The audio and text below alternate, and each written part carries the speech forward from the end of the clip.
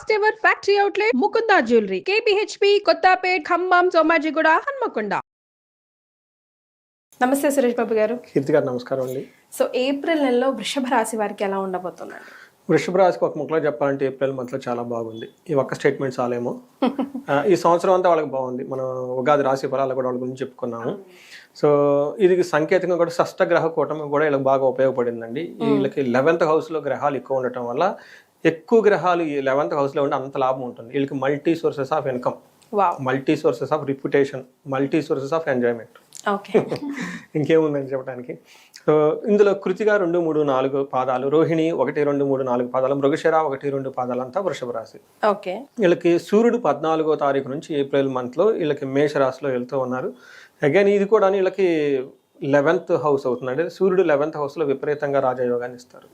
తర్వాత బుధుడు వీళ్ళకి వచ్చేటప్పటికి మీనరాశిలో, శుక్రుడు కూడా మీనరాశిలోనే ఉన్నారు. కుజుడు వచ్చేటప్పటికి కర్కాటక రాశిలోకి వెళ్తూ ఉన్నారు అనమాట. ఈ యొక్క గ్రహస్థితిని బట్టి మనం గమనించుకుంటే వీళ్ళకి మేషరాశిలోకి ఎంటర్ అవటం తోటి కుజుడు నుంచి ధనలాభం, పుష్టిం, అభయం అని చెప్తారు.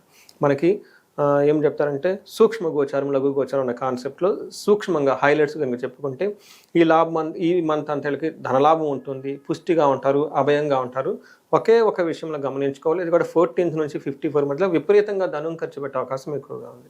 సో ఇది ఒక్కటి కరెక్ట్గా మెయింటైన్ చేసుకుంటే మిగతా అన్ని విషయాలకి చాలా బాగుంటుంది. వాళ్ళకి సూర్యుడు 12వ స్థానంలో ఉండటం వల్ల ఏమవుతుందంటే ఏం చెప్తారంటే స్వస్థాన నాశనం చేయవ, బంధురోగ ధనవ్యయం, ప్రాణ పర్యాంతమాప్తి, రవి అవమానం, రవే వ్యయే రఘు అని చెప్తున్నారు. వ్యయంలో కనుక రవి ఉంటే ఏమవుతుందంటే ఇది కొంచెం ప్రొఫెషనల్ మ్యాటర్స్లో కేర్ఫుల్గా ఉండాలి. కొంచెం ప్రెషర్ వచ్చే అవకాశం ఎక్కువగా ఉంది. కొంతమందికి వీక్గా పెర్ఫార్మెన్స్ ఉంటుంది కదండి, వాళ్ళకి జాబులు పోయే అవకాశం ఎక్కువగా ఉంటుంది.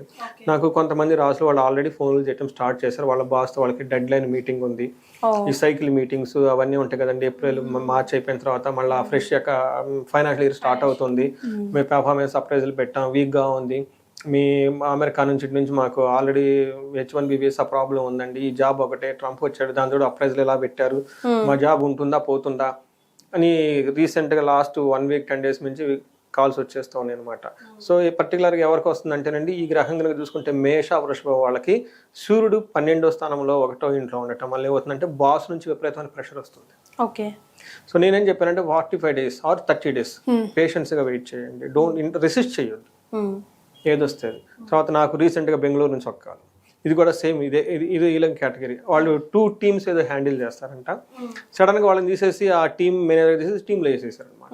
సో ఇదేంటండి ఇలా అయిపోయింది అని చెప్పి నేనేం చేశానంటే వెయిట్ చేయండి, మార్చి వరకు అయిపోయిన తర్వాత ఏప్రిల్ మే వరకు. ఎందుకంటే ఆ ప్లానెట్ సూర్యుడు మారిపోవాలండి, మూవ్ అవ్వాలి. ఇప్పుడు 2లో ఉన్న సూర్యుడు 3లో వెళ్ళిపోతే బాస్ నుంచి విపరీతంగా సపోర్ట్ వస్తుంది. ఇప్పుడు బాస్ ఇబ్బంది పెడతాడు. So you need pass through the tough time. అంటే ఈ టైంలో రెసిస్ట్ చేసుకోకూడదు. Some times you need to drop అవ్వాలి, మనకున్న ఈగోని డ్రాప్ చేసుకోవాలి. అదేదో ఆ సినిమాలు అంటారు చూడండి, ఎక్కడ ఎక్కాలి కాదు ఎక్కడ తగ్గాలి కూడా తెలుసుకోవాలని. వీళ్ళకి మనం తప్పదండి, కొన్నిసార్లు మనం ఒక స్టెప్ బ్యాక్ తీసుకోవడం చాలా అవసరం. సో ఈ టైంలో వీళ్ళు కొంచెం బ్యాక్ తీసుకుని పర్టికులర్గా ప్రొఫెషనల్ మ్యాటర్స్లో, బట్ మిగతా అన్ని విషయాల్లో బాగుంటుంది. శత్రువులు అయితే వీళ్ళని ఏమీ చేయలేరు. తర్వాత రోగాలు ఏమైనా ఉన్నా కానీ హెల్తీగా ఉంటారు. సూర్యుడికి మిక్స్డ్ రిజల్ట్ అనమాట.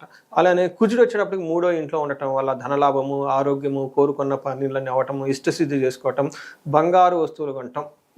వృషభ రాశి వాళ్ళకి నేను గత 2 నెలల నుంచి చెప్తూ ఉన్నాను, ఇలా బంగారు వస్తువులు కొంటారు, విలువైన వస్తువులు కొంటారు, ఖచ్చితంగా అవకాశం ఉంది. అందులో షష్ఠగ్రహ కూటం కూడా వీళ్ళకి చాలా బాగా కలిసి వస్తుంది. ఖచ్చితంగా బంగారం రిలేటెడ్ పుత్రుల ద్వారా, అధికారుల ద్వారా ధనలాభం చాలా చక్కగా ఎక్కువగా ఉంటుంది ఈ రాశి వాళ్ళకి. ఇది ఏప్రిల్ అనే కాదండి, మే మంత్లో కూడా వీళ్ళకి ఇంపాక్ట్ ఉంటుంది. 2 months వృషభ రాశి, 2 months కదా, హోల్ ఇయర్ వీళ్ళకి బాగుంది.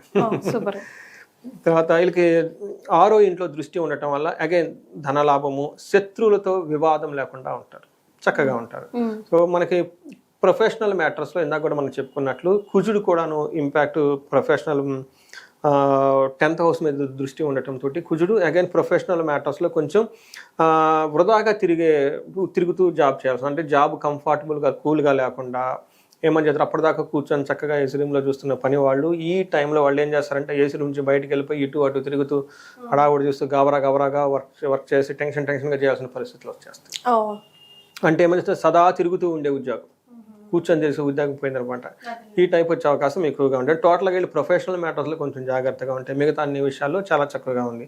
శుక్రుడు కనుక మనం చూసుకుంటే వీళ్ళకి అగైన్ 11th హౌస్లో ఉన్నారు. మనకి షష్టగ్రహ కుటుంబంలో ఇది ఈ ప్లానెట్ కూడా వాళ్ళకు ఉంది 11వ ఇంట్లో ఉండటం వల్ల శుక్రుడు అక్కడ ఉండటం వాళ్ళకి చాలా చక్కగా యోగ్యతనిస్తుంది. అందులో ఏప్రిల్ మే 2 months శుక్రుడికి విపరీతమైన యోగ్యతనిస్తాడు. పెళ్లి కాని వాళ్ళకి పెళ్ళి అవ్వటము, బంగారు వస్తువులు కొనుక్కోవటం, తర్వాత లవ్ అండ్ రొమాన్స్ వాళ్ళకి బాగా చక్కగా ఉపయోగపడుతుంది. లాంగ్ వెకేషన్కి వెళ్ళిపోతారు. వీళ్ళకి పుష్టిం కాంతిం తదా కీర్తిం ఇష్ట సిద్ధి కార్య సాధకం క్షీరాన్న భోజనం కుర్యా శుక్రే ఏకాదశే ఫలం అని మనకి సంస్కృతంలో మహర్షులు చెప్తారు. ఎంత అద్భుతంగా చెప్పారు. ఇప్పుడు రాశారు, పుష్టిగా ఉంటారంట, కాంతివంతంగా ఉంటారు, ఇష్ట సిద్ధి కార్య సాధకం. వీళ్ళకి అనుకున్న పనులనే అది. ఎవరైనా కనుక వృషభ రాశి వాళ్ళు ఉంటే చక్కగా పెద్ద లిస్ట్ చేసుకొని, లేడీస్ అయితే వాళ్ళ హస్బెండ్కి, వాళ్ళ ఫాదర్కి, లేదంటే వీళ్ళకి అప్పటిదాకా ఏమైనా లిస్ట్ ఉంటే మొత్తం లిస్ట్ పెట్టేసుకొని ఉదయాన్నే పనులు మొదలు పెడితే టక అయిపోతుంది. బెస్ట్ టైం వేస్ట్ చేసుకోకూడదు. జెంట్స్ అయితే అఫ్ కోర్స్ వీళ్ళు ఆడింది ఆట పాడింది పాట బాగుంటుంది. ఒక్క పిల్లల విషయంలో కొంచెం శ్రద్ధ తీసుకుంటే సరిపోతుంది. ఈ 2 విషయాలు కేర్ఫుల్. ఒకటి బాస్ ఆఫీస్లో జాగ్రత్తగా ఉంటే, పిల్లల విషయం జాగ్రత్తగా ఉంటే మిగతా అంతా చాలా చక్కగా హ్యాపీగా ఉంటుంది. మరి నక్షత్రాల ప్రకారం ఎలా ఉంటుంది? నక్షత్ర ప్రకారం కనుక చూసుకుంటే రోహిణి నక్షత్రం వాళ్ళు కనుక చూసుకుంటే వీళ్ళకి లాభప్రదంగా ఉంటుంది. వస్త్రాలు కొనుక్కుంటారు.